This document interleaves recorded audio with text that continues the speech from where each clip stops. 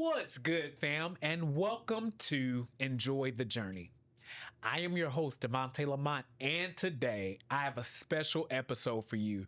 We have Wayno right here in the studio, and he is here to talk with us about the journey. What's good, man? How are you? I'm doing good. I can't complain, bro. I'm doing good. Oh my God, I want to first honor you and to say thank you for being here and thank you for all that you do in media for our community. Thank you. Thank you, bro. That means a lot, man. I never thought I'd be one of those people, so I appreciate that, for real. No, this is huge because I have followed you for so long as a media personality, and to see the growth and the transitions of you as a media personality, a podcaster, is very inspiring to me. Right now, you are doing I'll Do It Myself. Can you talk about the I'll Do It Myself show? Yeah. I mean, it's really kind of self-explanatory. I mean, the thing was, I started out in media in 2018. Yeah. And when I first started, it was, at Complex. It was just me coming to sit down, do everyday struggle. Yeah. I did that with academics for 3 years, and then after that, I got myself an opportunity with Amazon Music. I did that. I still work with Amazon Music. I don't have a show, but I had a show with them. I was actually the first media personality they launched. Launched the hip hop, the rotation platform with, and from there, when they ended my show, I still had things I wanted to talk about on a daily, and but I didn't have the know-how. I didn't have any of those things, so I just invested in some cameras, some lights, some tech, and the whole mindset for I Do It Myself really came for me, like taking the bull by the horns and saying, like, no matter what, I'm gonna just push. You feel me? So I learned how to edit. I mean, I edit all my own videos. I shoot them. I don't care how early it is or how late it is. I just make sure if it's something that I got to say, I'm gonna get it out. You know what I mean? So I just been staying consistent with it. Yeah, I was watching your show, and you had a particular episode where you were talking about podcasting, and you were talking about how there was a post from Ian that he had posted, and I can't remember word for word the post, but it was talking about the state of podcasters and podcasting, and how you said something about how how people don't have the consistency that they need to be successful. You see a lot of overturn with people, and how the market can be very oversaturated. Yeah. And one thing that me being a new talk show host, I listened to that and I said, that is so true. Why do you think people don't make it in the podcast industry for long periods of time? The same reason why they don't make it in anything else.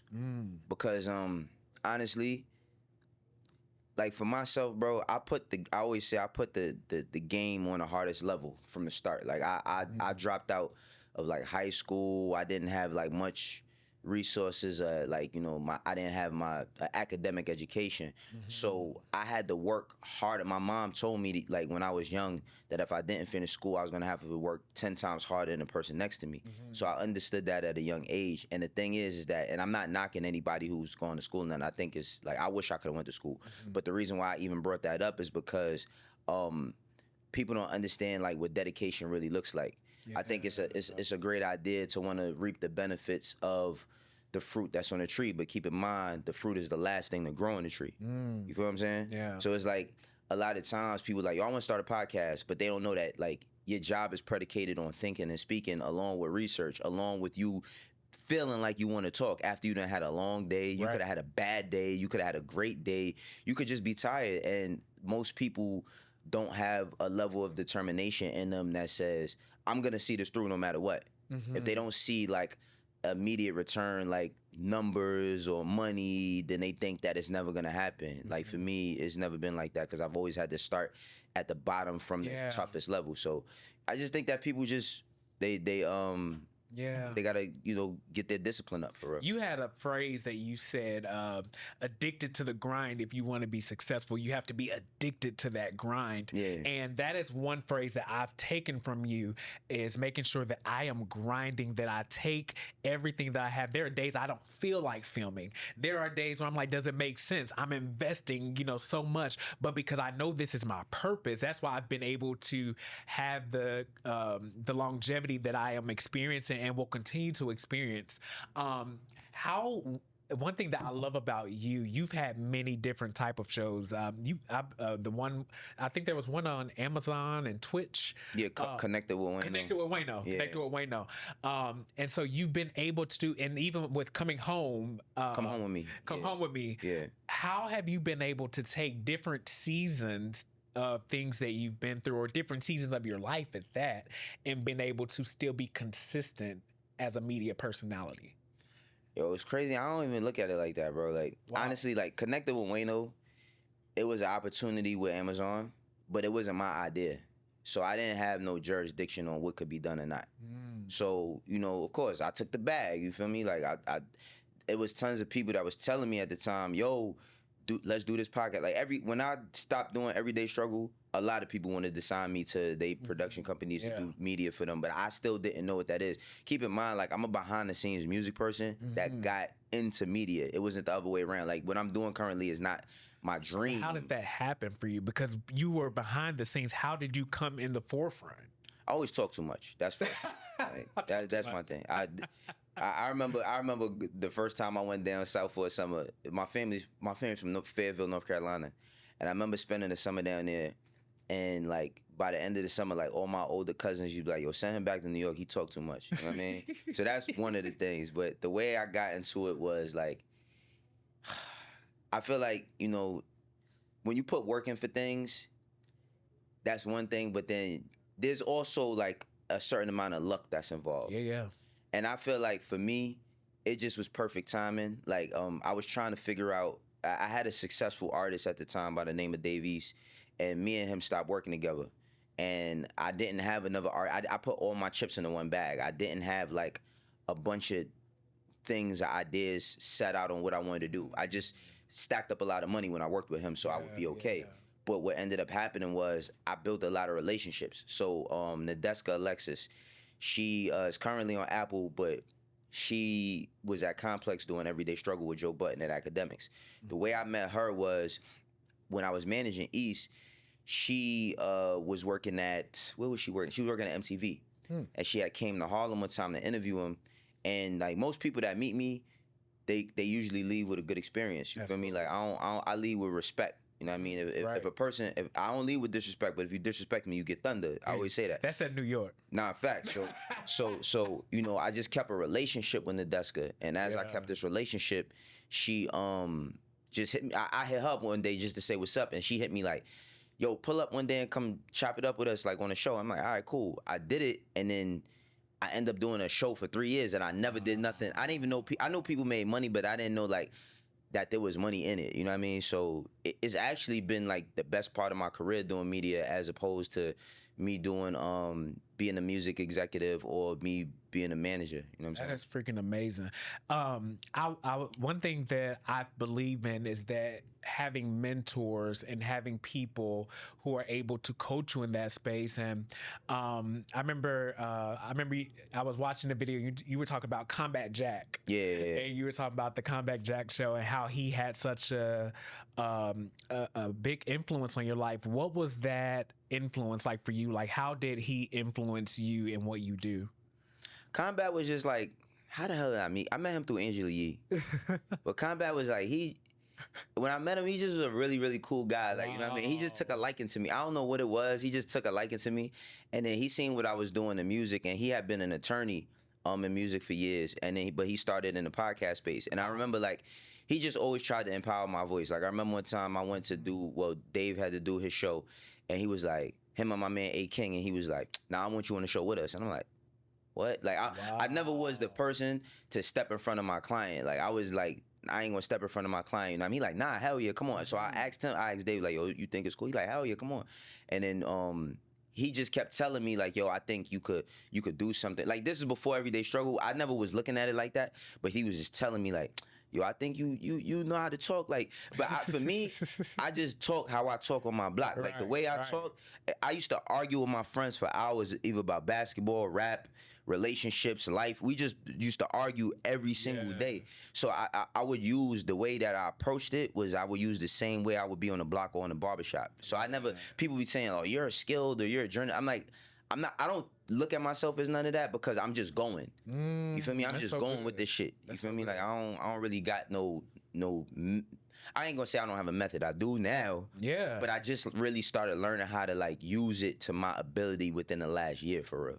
That's amazing. I mean, but you would think that that's something that just comes natural, but the fact that you've been consistent and able to keep building that, freaking amazing. So what is something that you still want to do, because you've done a lot of things, but what is kind of next? What can we look out for from Wayno? Because we see the things that you're doing now, and we're still going to talk some more about that, but what does the future kind of look like for you? Man, I don't really know. I mean, I do know I want to get into philanthropy. Really? Yeah, because I can see that. I want to get into philanthropy because like I'm gonna keep it 100. Like I love music and all that, but like my heart not in music like it once was. Really? Yeah, my heart not in music. Can we talk about that? Yeah, we can talk about whatever. What is because you give hip hop from your perspective. Yeah. Where do you think the current state of hip hop is right now in this day and time? I think it's great. Me personally, I think it's great. I think that because we have social media, everybody can point out the flaw. Yeah. Because the flaw is more attractive than like what's going on that's good, right? Like if I tell you, if somebody asks me, yo, how was your day? And I'll be like, yo, I had a really good day. They'd be like, all right, cool. But if I say, man, my day was crazy, they'd be like, what you mean? What happened? Yeah. They want to dig into that. You feel me? So I feel like on social media, with using hip hop, it's about a lot about controversy and what's like not going right as opposed to what is. Because there's a lot that's going on that's good, and there's a lot that's going on that's right. But you said, well, how I feel about the current state. I feel like it's a good space. I feel like it's a good space for people who want to work. See, the thing about it, in the last 10 years, there's people that's talented, and there's people that got like extremely lucky just playing around with this shit. Yeah. And the people who got really, really lucky, they getting weeded out. But by the people that got really lucky, they were examples for other people to say, oh, he did that, or she did that, I could do that same thing too. And just say, oh, I don't really like I hate when people say, yo, I don't really write. You know what I mean? I don't really, I just go in there and I just freestyle. Right. You know, and that's cool if you could actually make something of it, but like also respect the craft. You know what I'm saying? Also respect, like no painter. And I don't understand a lot of the paintings that where people just throw stuff, right? But I'm just saying, for the people who really like a person like a cause, right? Yeah. A person like a cause, imagine somebody saying, oh, I could do what cause do. Yeah. I could do what Futara does. I could just do that. I could just go and do that. Like, they don't understand the craftsmanship that goes into that shit. Like, it's and that's the problem that people have today is like, they like, oh, I could just get some money doing it. Let me do it. And that's with everything. It's not just hip hop. So I just be a little bit disgusted with how things go. But you know, I ain't the boss of life. For me, like I said, I'm segueing into, I'm going to stay doing media, but I'm also segueing into philanthropy because, like, no matter how much money I get successful, I become, I care about the hood. I love that. You know what I mean? Because that's what made me the man I am today. So it's like, I have found ways in order to give back, but you can't just, my dad used to tell me, you can't just help your people. Like, you can't just do it immediately. It takes a process. Can you explain that? Like, how he explained it to me, and this is when I was, so keep in mind, I'm 42. This is a conversation I had with my dad probably 30 years ago. Yeah. So I'm kind of trying to remember it, but he basically was like when a black person goes to help their people, immediately, like, there's gonna be people who try to stop it or shun it. And because if you have more strong-minded people, if you have more physically stronger people, like it's just us as a whole, when we are strong and together, that's a threat.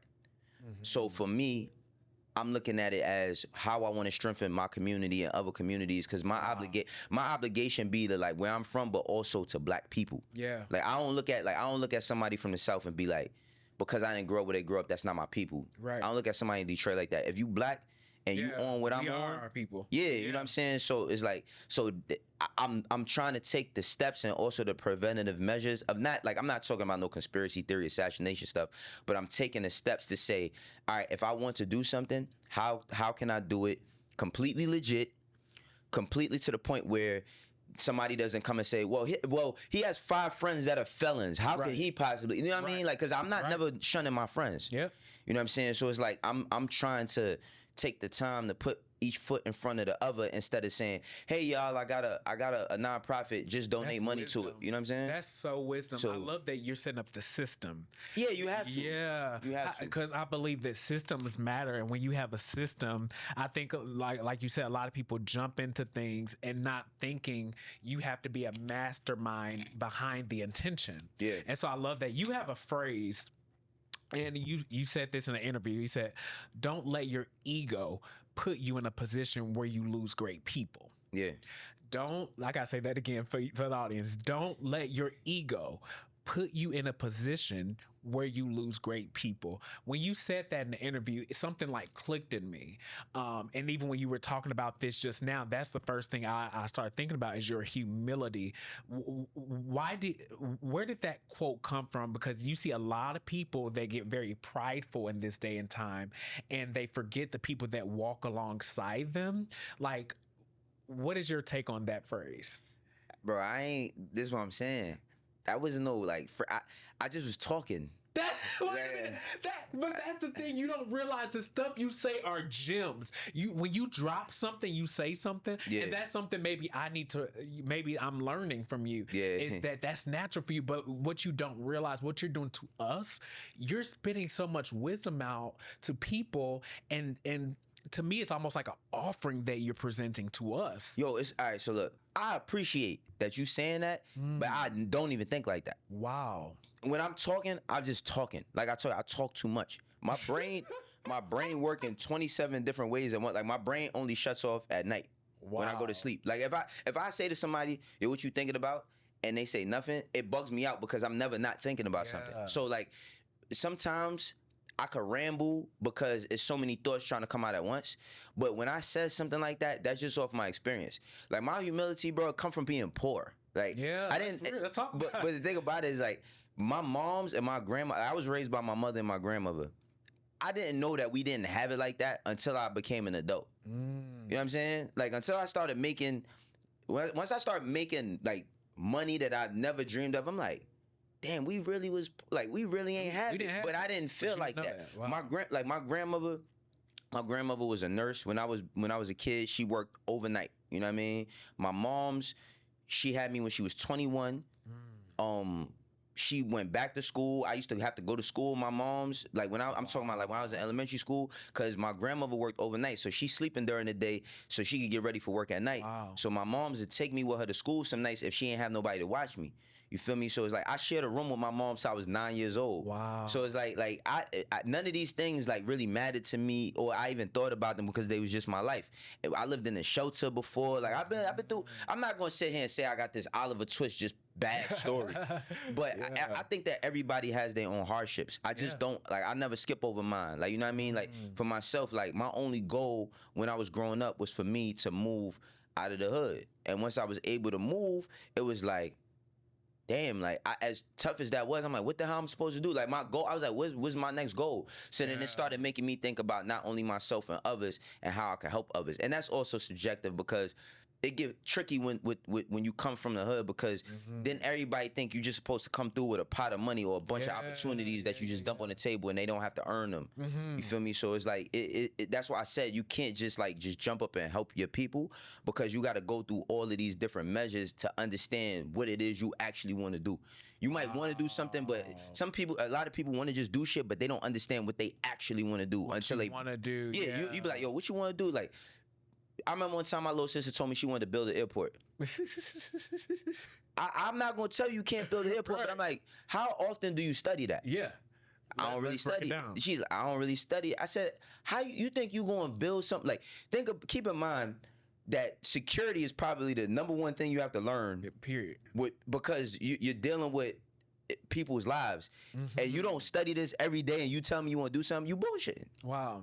Do you think, and I just thought about this when you said that, do you think that kind of has to deal with this mindset of, particularly I think about parents and children, where I specifically, I hear a lot of parents say that I'm raising my child to, it's almost like, and I think I heard Kevin Hart say this, where you want to provide for your children where they don't have to relive your struggle, but it's also like, but how do I teach my children that you have to work for what you want? I have 3 kids, bro. It's tough. How do you as a parent deal with that? Oh my that whole mindset of not wanting to necessarily over coddle, but still giving them a sense of responsibility? Like, where's the line there? It's tough, yo. It is really, really, really difficult. Wow. It's really difficult because, like, your own trauma makes you say, I don't want my kids to experience what I've experienced.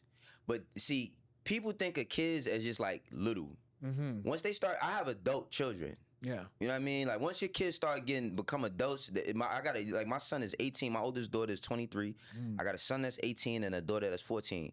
Once they get older, they still you're a child, but then you dealing with like a person that got their own personality and their ways, and then you have to wonder, like, do I fuck with this person? Yeah. I'm saying that's your kid. Yeah. Now I'm saying it because it's like my daughter, like my daughters, my oldest daughter, I have absolutely no complaints about her. She's just like, she's a crybaby sometimes. But maybe that's the oldest thing. No complaints about her. She finished college early. She went to school, everything. Her only problem is like, she's not the most witty when it comes to like things you should just know. Right. You know what I mean? Like, she like street smarts. Right. Books. She book smart. She got it. Got me and her moms by a million. My son, he got a lot of street smarts. He has book smarts too, but he has no humility. Wow. He has no humility because, but I think about it, if I didn't grow up in a household with my dad. Yeah. So I didn't see my dad every day. So when my dad tell me something, like, I would listen, but then I had a rebellion against him. But like my son, trying to get them to, like, bro, my daughter, my kids, you take them, by the time they was at 10, 12, 13, you take them to a restaurant. Let's say you wanted to take my kids somewhere.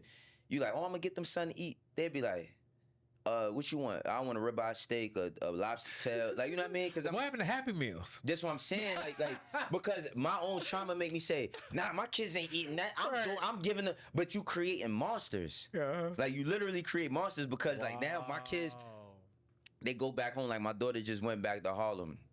You know what I mean, for with her mom's, with my wife, for something, for something with their family. I didn't get to go. She sees a rat. Oh. She like, what is that running down the street? Everybody looking at her like she crazy. I'm like, my daughter don't live nowhere when she ain't from New York? No, she's from New York. She was born in New York, but she ain't lived in the hood. She's 14. She ain't lived in the hood in 10 years. Yeah. So she don't remember living in the projects. Yeah. Like, there's no sidewalk where I live at. Wow. My daughter ain't never had a, like, from the time she was 4, she ain't lived on a street that had a sidewalk. Wow. Just saying the houses I lived in. Yeah. So like her mindset is different, but I be trying to tell her, like, you know what I mean? We got in our community bougie and all that shit. It's not even about being just necessarily bougie, because you should wanting better for yourself. There's nothing wrong with that. Right. And she doesn't act like she's better than somebody. But the fact of the matter is, I want them to understand that this shit don't come overnight. Like, you even if you have money, the toughest thing to do when you get money is to maintain it. Maintain it. It is. I'll even go out on a limb and say it's easy to get in certain instances. The toughest thing about having it is maintaining it and growing it. Yeah. That's the part. Ooh, can we let's go there? Because money, I had this year in 2025, I had the biggest revelation about money and trying to free myself into a space of financial literacy. But I've learned that money is energy. And what you mean? So, and this is what I mean by that. I've always lived in lack because I've always had a lack mindset. What that mean?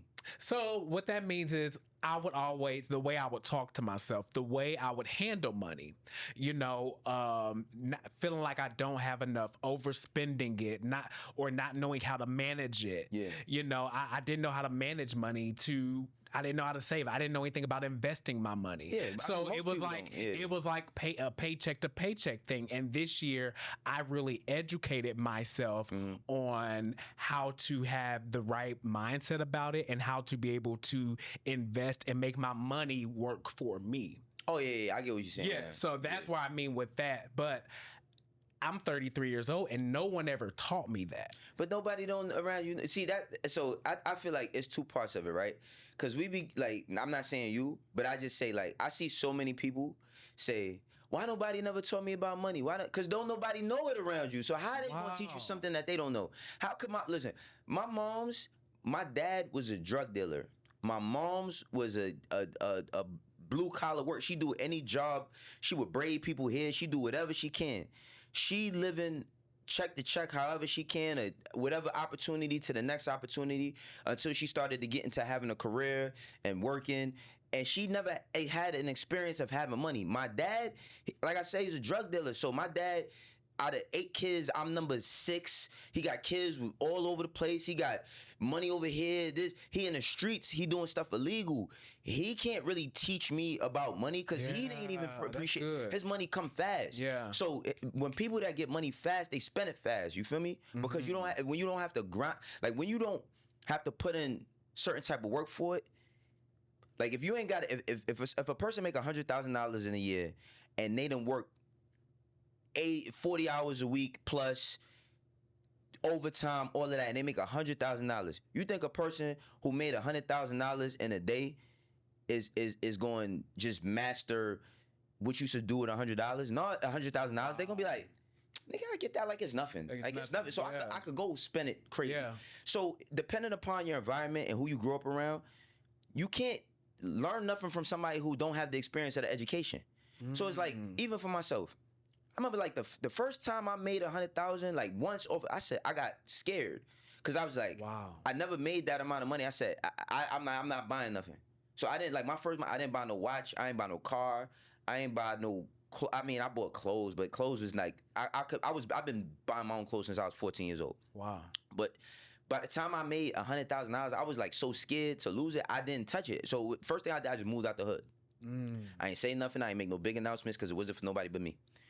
I took my money and I held on to my money and I paid my rent up for like 6 months. Like that's what I would do. I'd be like, yo, I'm so scared that I'm gonna lose it. let me just make sure I got somewhere to live because I like how I'm living. But then I've made the money and then I lost it. And then I'm like, damn, how did I lose it? I lost it because I did not have the experience, nor was I around. How my mom's gonna tell me what to do with some shit she's never had. Right. How my grandma, my dad had the money, but like how we have expectations on people that's around us to teach us things that they've never experienced. It's impossible. Yeah. So how do we take that, what you just said, and still learn to further ourselves without holding the people who came before us hostage to what they didn't do or could not do or didn't have the knowledge to do? You gotta get over. That's ego. Yeah. That's ego, bro. It's like if don't get me wrong, I be saying to myself like, because when you do something, you naturally gonna compare yourself to other people. Absolutely. That's just people. But then I started looking like, why my mother ain't do this? Why they ain't do this? Why wasn't they go? It's also circumstantial on what they had going on in their lives and their motivation. So see, my motivation is different. My motivation was, bro, I grew up in the ghetto, bro. Like I grew up when I used to come outside, it'd be a line for people to buy crack like it was a new pair of Jordans coming out. I grew up in a violent neighborhood. You feel me? Like, so I didn't want to be violent. I didn't want to be a gangster, none of that. So I was like, I need to get myself out of this from the time I was young. Wow. So that was my motivation for a long time. So, but ego make you say, why they ain't do this for me? But you, regardless to who you have in your life, whether it's whomever you have, some people ain't got a mother, some people ain't got a father, they might just got an uncle, or they might just got an aunt or whatever. And that aunt or whomever who might not have the experience is just doing their best job to take care of you or provide you, whatever. It is on us individually to seek information and knowledge and learn. People be asking me all the time, bro, like, yo, what college you went to? I didn't go. I remember somebody asked me like, yo, what college you went to? I didn't go to college. They was like, you didn't go to college? They like, what school you went to? I said, you wouldn't know the school I went to, but I dropped out of high school in the 9th grade. They like, how? I'm like, they like, how are you well spoken? I'm like, well, my mom's taught me, like my mom's raised me with manners. She raised me how to talk to people, look them in their eyes, shake their hand. This is shit I learned. And the streets taught me how to deal with every type of personality, from the calmest person to the most dangerous person. Working a regular job taught me how to deal with people in corporate. So it's like my experiences that I had to learn and seek out on my own is what put me in the position I'm in today. But I don't hold that, like, once you get to a certain point, you have to take care of yourself. And I think we be looking at, like, the community or our mothers or fathers, whomever we had in our life, and we look at them as if they feel that's something that they didn't give us something. But I feel like even for the bad that you might have got from somebody, and I know people got crazy situations, so I'm not like I even talking about that, but I'm just talking about the average person is raised to be respectful, is raised to do what's right, know what's wrong, is raised to, you know what I mean, handle themselves in a certain manner and way. And for me, I just look at it as, you know, we gotta strengthen ourselves as much as we want the information from others. If that's too long-winded, I'm sorry. No. I love that because it takes me back to your whole motto and phrase of I'll do it myself, and how we have a responsibility to continue to grow and continue to be independent. And that's what you've been able to do in your career, is literally grow something from literally taking that, all the strength that you have to continue to build. One thing that I love about you is your ability to be able to not only share the message, but also to be able to navigate business within that. So one thing, example, if you read your comments, one thing that everybody's loving is the coolest transitions. You have the smoothest transition. That's something I'm trying to master. Oh, you mean like with my ads and stuff? Oh, yeah. Because I was watching the Diddy episode. Where you did Diddy, and you were like, yeah, you were talking about the Diddy situation. He was like, yeah, because my family got a group chat, and somebody was in the chat talking about my mom, da-da-da. First off, was that true? Yeah, that's I don't lie about shit. That's wild, because that's wild. But you were talking about that and how somebody was talking about your mom's group chat. And you were talking about how you responded back and all that. And then you said, and this could happen to you. That's why you need Morgan and Morgan. I was like, that is the coolest transition. I learned, bro. I tell you how I learned it. Do you know what Heavy Spoilers is? Never heard. So Heavy Spoilers, I'm into comics and all of that stuff, you feel me? Ever since I was a kid, and I watched this channel called Heavy Spoilers, and Heavy Spoilers is this guy, his name is Paul. I think he's from the UK, but he does like breakdowns on movies, from comic stuff to like just the shows, like anything you can watch on TV, mostly stuff that got to do with like fiction. He breaks it down, and he used to, like, I would be watching him, and I was just listening, and he would have like this way of saying stuff to get you engaged. Like, he'd be like, yeah, you know, he'd be like, mate, if you've been sitting here this whole time, and he'll give a reference to the movie, and he'd be like, they hit him like the way you should hit the like button. And I'd be like, oh, that's fire. And it would be mad times where I hadn't hit like, and I'd be like, oh, let me hit like. So like, I just watching that, when I first started doing that, like the ads and stuff, like it's still new to me, you know what I mean? But one thing I understand about my audience is that like the people who like me, because there's people who don't like me, but the people who like me, they are people that's like-minded like me. So they appreciate when people pay attention to detail, and they appreciate when you could do something that's gonna make them happy, right? So I'm like, every time I'm talking, I'm just like, I'll just be within the conversation, and I'll be like, and I'll throw something into there, you know what I mean? But are you just talking? Is that planned? I told you I talk too much, bro. But it's the same thing about, I was watching another one. Like, it was so funny because you were like, yeah, I don't know if this was the Diddy one, the 21 Savage episode, but you were talking and you go, yeah, because you got to be careful because sometimes it could be cold outside, and that's why you need to go to Wayno 119 and get you a jacket and a hoodie. Yeah.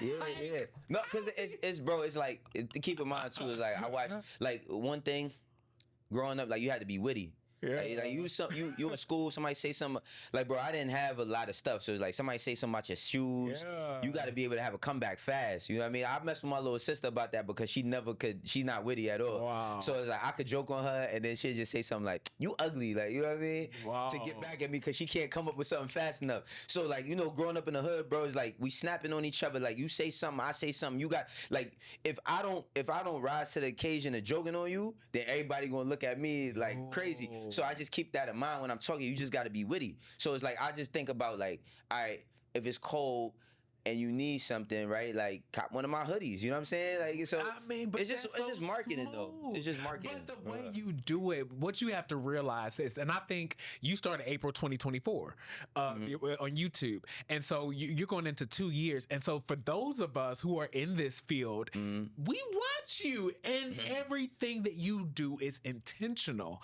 Everything, like even to like how you start off, hit that, like you immediately let the people know, hit that like, hit them subs, hit that bell, like I was talking to Dre about this. I'm like, everything that I want to do, he does. And you have to realize, for those of us that watch you and that know you, you're a genius to us. I appreciate that. Listen, I said it before, I said it again.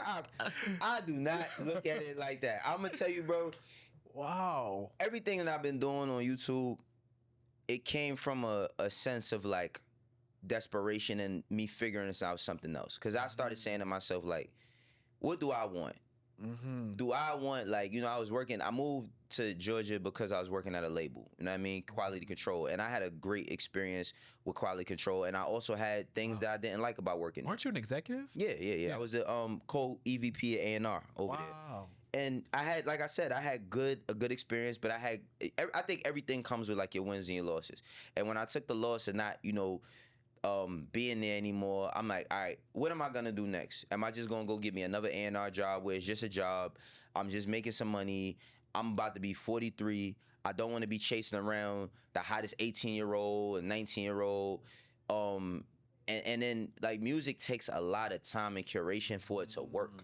So I just was like, yo, at my age, I don't want to be like, that's just me. I'm not knocking nobody else who do it, but I don't want to do that. I don't want to sit in the studio till 4 a.m. no more. Yeah, I'm with you there. I don't, and people don't want to work, and like, you know what I mean? You try to, I tell you, and I did, and then all your homies is like, nah, don't none of them get paid to do this. You know what I mean? So I don't want to do that no more. So when I started venturing into the YouTube thing, keep in mind when I started, bro, like, I started out during the Kendrick Drake stuff. So, of course, anything that was said, people was viewing it, right? But at the same time, like, after that was over, I had to figure out how I was going to transition because I didn't know nothing about operating independently. But when I was doing Everyday Struggle, when I came to the office that night we had a group chat. They sending us the topics that we talking about the next day so that we could prep. You know what I mean? When I had to do Connected with Wayno, they would send me what the show is about, who I'm gonna be talking to, all of that. So now I have to do all of that. Wow. Now and then it's like, you know, I gotta get somebody to record me.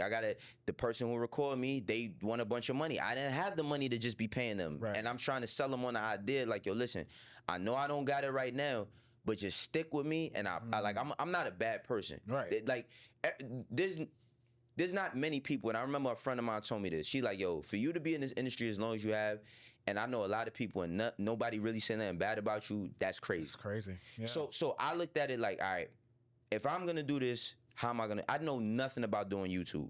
Wow. At this time when I start. Yeah. The person that has drops out on me. I'm like, how am I gonna record? How am I gonna edit? Wow. The first edits I was doing, I was editing my episodes on my phone on CapCut. Wow. I had 2 cameras set up because I thought that's what I needed. I had my daughter working my switches. So then my daughter can't do it every day because she got to go to school. I record at night. I'm like, all right, let me eliminate 1 camera and just do 1 camera. And then I kept doing it. And then a lot of the stuff that you talking about, from the intros to the segues, I watch a lot of stuff on YouTube. I probably watch more YouTube, aside from watching like on-demand TV like Netflix and all that. I probably watch a lot more on YouTube than anything else. Wow. You know what I mean? So I watch a lot of different channels. I'm like, oh, he does this good, she does that good. Like, how can I'm not trying to take their idea, but how can I like implement what they doing and what I do without stealing their shit? Yeah, that's good. Okay. You know what I mean? Welcome back to I Do It Myself. I'm Wayno. Before we get started, make sure you like, you know what you gotta do? You gotta hit the subs, them likes, run up that hype. So it came to a point where I said it so much, it just, yeah. Bro, I do this, I record an insane amount of times. It's times where I can record for 20 minutes and I'd be like, I don't like that, and go do it all over again. Wow. I do that mad times. It's times where I wake up in the middle of the night, or I be up middle of the night, some news break, I'll be like, let me talk about it. Cause what I wanted to do is be like kind of like what Sports Center is, but for hip hop. With myself, like every time you watch Sports Center, ESPN, Sports Center on all day, they breaking news all day. So I'm like, how can I break news consistently? Yeah, you know what I mean, and give my take on it.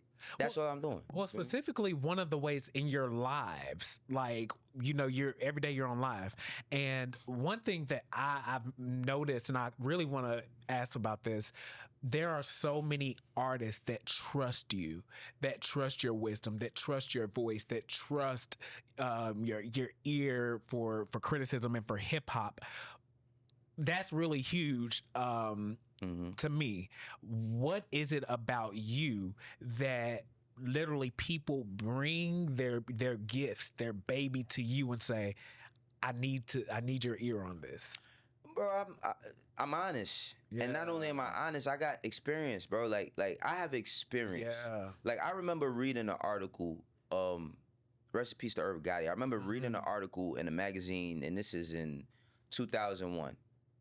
And he says something to the degree of like, Murder Inc. was like going really, really crazy at the time. And he was like, it took me, like people think this is an overnight success, but it took me 10 years. Like I've been doing this for 10 years. And I remember like, at that time I probably was 18 reading that.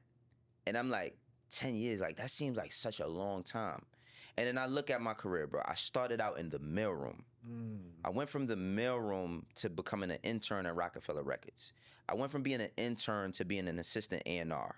Wow. Rockefeller breaks up. I go back to working a regular job. I go and I start a streetwear brand. Works a little bit, doesn't. My friend freed my brother as he locked up, but he was the person that invested in me at that time. The only person to say, all right, I believe in what you're doing, I'm gonna give you some bread. Wow. We lost. He didn't hold that against me. He didn't say, yo, you better pay me my money back. Not that he shouldn't have, he should have. But he believed in me. I say, I'm gonna start, this clothing stuff ain't working. I'm gonna start a management company. Yeah. I start a management company. I have 3 or 4 artists. Some of them work, some don't. I have producers. I find one artist, it works. I get that artist signed to Nas. You know what I'm saying? I work for Jay-Z, I get an artist signed to Nas. This is within the first 10 years of my career. Wow. You feel me? Yeah. Then I go on to do, mind you, there's a lot of artists I could have signed. I become an executive. I make a hit record. I work with other artists. I've done a lot of stuff. Amazing. So the thing about it, it goes back to that conversation we was having about just financials, right? Like, I ain't gonna go to, like, don't get me wrong, I'm pretty sure a person that's striving, you know, to do something in the financial field, there's people who might not have money that have good ideas, but you're not gonna go to the person that don't have the experience. If you got $1 million, you're not gonna go to the person that the most money they ever made was 10,000 and say, tell me what to do.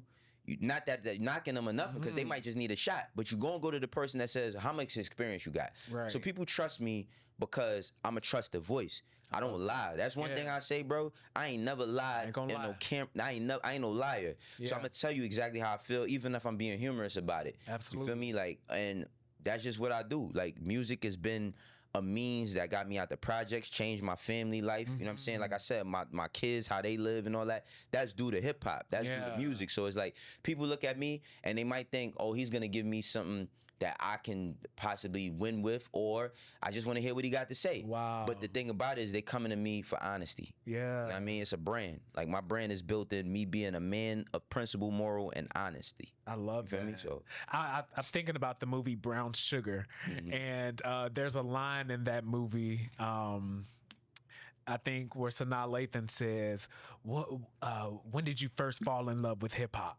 yeah. You know, but what was that moment for you, you know, coming from Harlem, being in New York, like, and I'm from the Bronx too, so I gotta add that. Oh, from the Bronx. I was born in the Bronx. I moved to Harlem when I was 12, but I lived in Harlem longer than I lived anywhere else in my life. But I was born in the Bronx. I didn't mean to cut you off. It's just that that matters. When a lot of people know that I'm from Harlem, but I have to say I'm from the Bronx because I'm really I was born and raised in the Bronx. You feel me? But go ahead. But in the New York industry period, like, I watched the movies, you know, Brown Sugar, the things like that. But was that time really like that, where you could walk outside and literally see people like battle rapping, or you could see, you know, was that really a thing in New York? Yeah, but it's not as elaborate as they make it in a movie. Keep in mind, a movie is to like sell a story, right? So like I say, like for music, hip hop is probably the first time I seen Run DMC. You know what I mean? L Cool J, Chris Cross. Chris Cross had me in. Oh Chris my Cross, god. yeah. Nah, Chris Cross, bro. I put my clothes on backwards just like that when I was a kid. All of that. The Brat, Biggie, or like I grew up in that time. I was a little kid. You feel me? So it's like that was the stuff that I experienced. And then as I became a teenager, and I started to be outside, that's when I started to see more stuff. So like, yeah, you did see people battle rapping, like T-Rex, who is like a legend in battle rap, Murder Mook. These is people I seen every day. Wow. You know what I'm saying? Like living in Harlem, I seen them, I known them when we were kids. You know what I mean? Not as much as I do today, but when we was kids, you see these people battling. And the thing about it is, it just was like a rites of passage thing. It was like a braggadocious thing, right? It's like, it's no different than you walk on a basketball court, somebody be like, yo, I could beat you one-on-one. Yep. So it'd be like, somebody be outside, they'd be like, yo, my man rap. They'd be like, yo, I got somebody here better than him. They go get I ain't gonna lie, yo, they used to go get T-Rex for everybody. I seen T-Rex battle when we was kids. We might have been, T-Rex is younger than me by a couple years, or a year or two. But I remember like being 15 and he probably like 13, and it'd be a grown man. They'd be like, yo, he the best. They go get T-Rex, and T-Rex would destroy them all. You know what I mean? So it's like, what made me want to say I want to work in hip hop was seeing the movie Backstage. Yeah. Backstage was a documentary, Jay-Z Hard Knock Life tour. And I seen that documentary. Like me and all my friends, we went to the movies when it came out with Magic. That was around when Magic Johnson Theater just opened up in Harlem. And we like all went to go see it together. And I was just mesmerized like by them on tour. You know what I mean? Jay-Z was my favorite rapper at the time. And still is today. But I was just looking, I'm like, wow, like, yo, wow. And then I wasn't no rappers, but I was looking at Lenny S, Skane, Ty, you know what I mean? All of these dudes that went on to do great things. And I was like, I don't know what they do, but maybe I could be one of them. And then this is what I'm saying about like, you could work towards things, but then you got to have some sort of luck. Bro, I ended up in a building where all of them was at a year later, doing in the mailroom. You feel me? Wow. So it's like Powerful. that's how I got into it. And when I seen that, I was like, oh, no, I'm gonna make something happen out of this. You feel me? That's amazing. I kind of want to shift gears a little bit. Because you've done so many great things, but I have a specific question about artistry. Especially because you've had a lot of dealings with a lot of independent artists. And I can speak for myself in this space. Before I was really big as an independent artist, you know, released albums and did a lot of investing into those albums and things like that. And I'm sort of like you in the space of, as I'm getting older, I'm growing into a space where I'm doing different things, like even with like my show and things like that, to things that are giving me returns, things that I am more passionate about. But one of the things as an artist that I remember precisely is not seeing the return on my investments. Like I released one album, E1 distributed it and all these other things.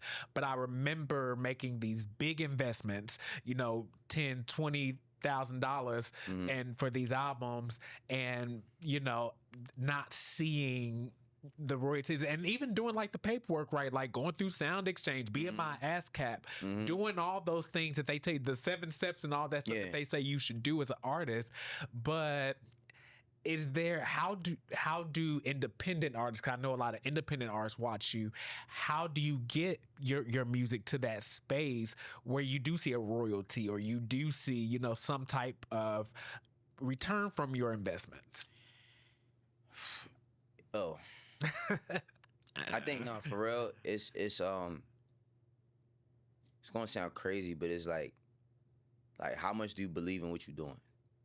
Like I'm a big Kobe fan, and Kobe, his whole thing was about like determination, Mamba mentality, all that. For artists, the problem with artists, independent artists specifically, is like almost anybody between the 20-year-old to 30, mid-30 age range, you know, you had these platforms that you think, once I'm on there, I'm good.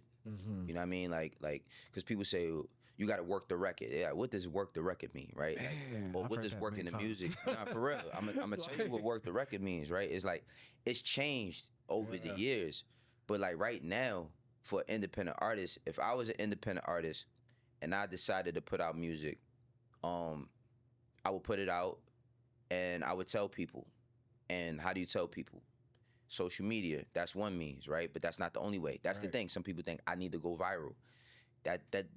People go viral every day. That doesn't ensure anything other than people will see you. Yep. What's the return on the investment of going viral, right? Because you can't just pay for it. Like, you could pay to be on somebody's page, but those days is over where you just pay to be on somebody's page and you just blow up. Yeah. So I would take the money that I would pay for that and invest in advertising, right? So I would advertise my stuff, but not only would I advertise it, I would look at the people who comment, and I went in. The thing about being an artist is that it's very, very tough, because when you work hard on your art and you put it out there and somebody says something bad about it, it's hard to take a critique like that, because you know the time that you put into it. But I would take all the good with the bad. I would tell people, I would start a Discord and just tell people, yo, I would fish. I'll put bait on the hook. How can I get somebody's attention? Come to my Discord. I'm gonna put a song in here. If this shit is trash, you could roast me. You could do content on me. Do a whole short telling me how trash I am. Because guess what? I like that. It's gonna give me some sort of level of exposure for the next person that might not think I'm trash. See, music is subjective. So I think Kodak Black is one of the best rappers ever, but it's people who think he's horrible. Yeah. You know what I mean? Yeah. I think 21 Savage he's one of my favorite rappers. There's people who think he's horrible. So it just shows that, like, everybody got different taste palettes. If I was an independent artist, I would just push myself daily. I would put myself on a schedule because you need to be seen. If you got 7 days in a week and you say, let's say it's 2 days you don't want to work. Out of those 5 days, how many measures are you taking to be seen? How many reels are you dropping on every platform, from your TikTok to your YouTube to your IG to your Twitter? How vocal are you? If you don't want to be very vocal with saying stuff, how are you saying that through your content? How are you distributing your content? You feel me? So it's not a one size fits all. Everybody can't do the same thing, right? But you also have to take into account that, like, if you want to do this, then you're gonna do it relentlessly, and you will find your tribe. You could build your community. Right now that's why I said, like, hip hop is in the best place, because you can galvanize an audience and build a community until the point where the label says, we want you. And that's what it's really always been. Yeah. But now you can control that. You don't have to go to the label. Yeah. You can if you want to, because everything doesn't work for the same person. Like, you familiar with Russ? No. Russ is an artist. I think Russ is from Jersey, but he moved to Georgia. But Russ is really, really big independently. He does arenas, all of that. Wow. Russ always stands on independence. The thing that works for Russ is he knows how to work his shit. Yeah. It's not gonna work like that for the other kid that wants to sign up to the Rock Nation distribution or United Masters or whomever else.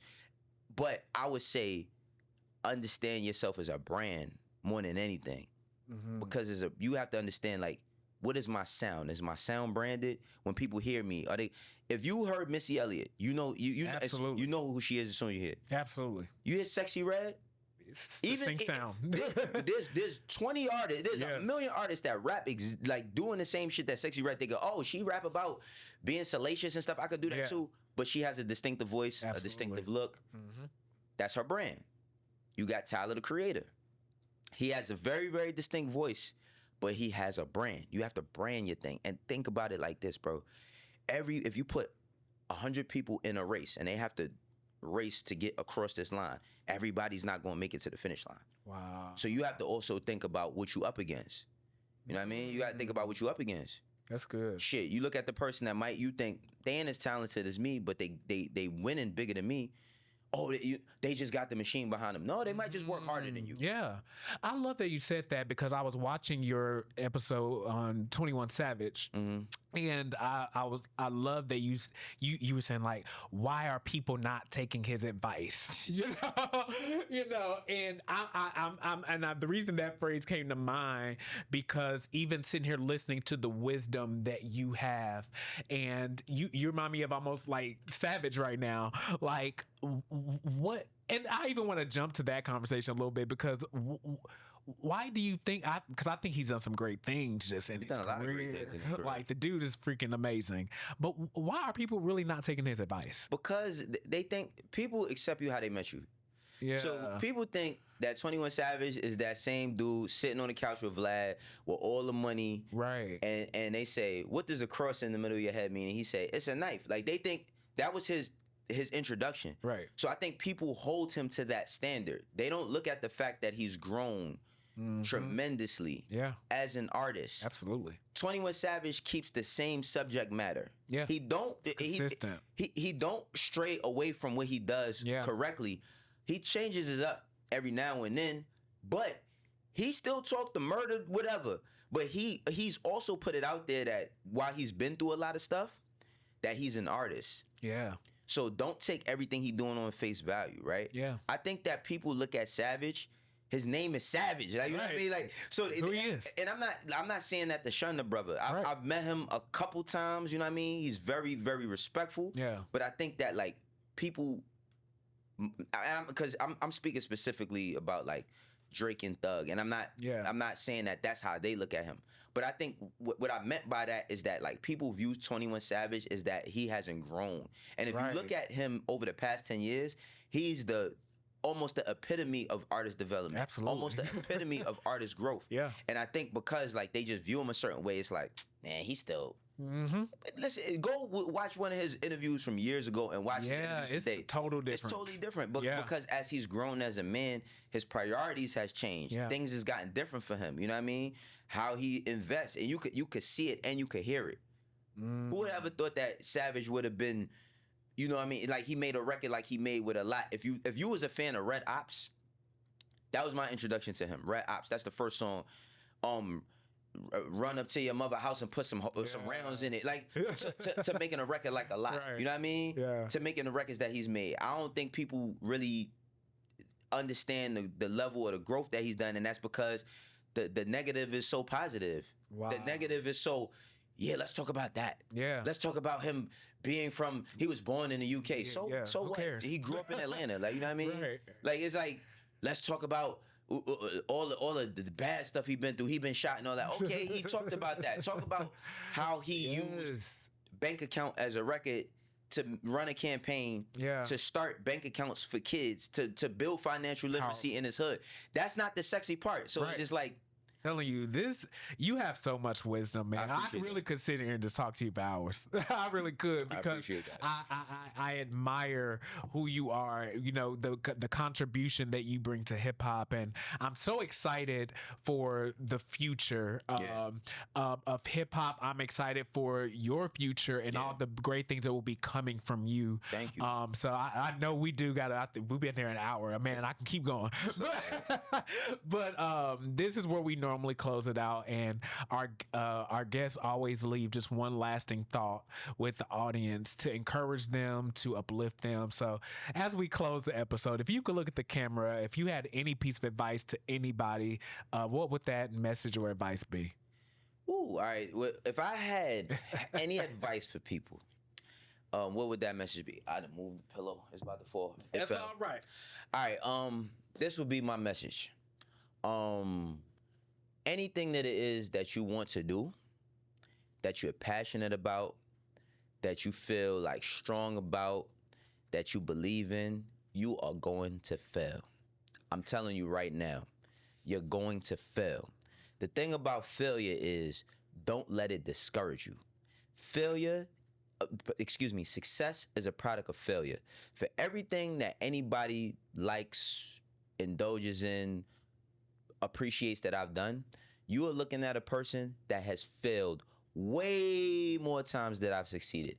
I've been told that I was gonna fail when I didn't even really understand what the word meant from the time I was a child. I have exceeded because I have not been a product of my failure. I've let my failure fuel me into doing what I wanted to do. Also, keep in mind, don't go on a revenge binge. You feel me? Do not go on a revenge binge, because you will become so consumed with revenge that you won't even understand when you have won. You will be on such a revenge hype. You will be on such a revenge drunkenness, a highness, that you will be winning and you won't even realize that you beat everybody that you wanted to. Let your path be about you and your goals and what you want to attain. but don't let that failure discourage you.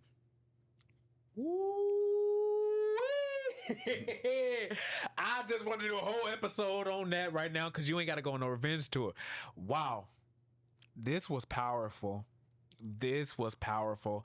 I just want to say this. Thank you for coming. Thank you for being on the journey. I pray that every person that watches this is encouraged to be consistent, is encouraged to keep fighting, and to watch your life and take what you've taught us today and grow from it. And I know I'm going to be watching this episode, taking notes, and continue to learn and glean from you. But just publicly, I want to say thank you. Like I said, you've been a mentor to me from afar. Thank you. And thank you for coming on the show. I appreciate that, and I received that, brother. Yes, sir. Thank you so much. Wow. Thank y'all for coming on today. Until next time, we appreciate you. Do me a favor. Comment below your favorite moment of this episode. Let's talk about it in the chat. All right. I love you. Peace out.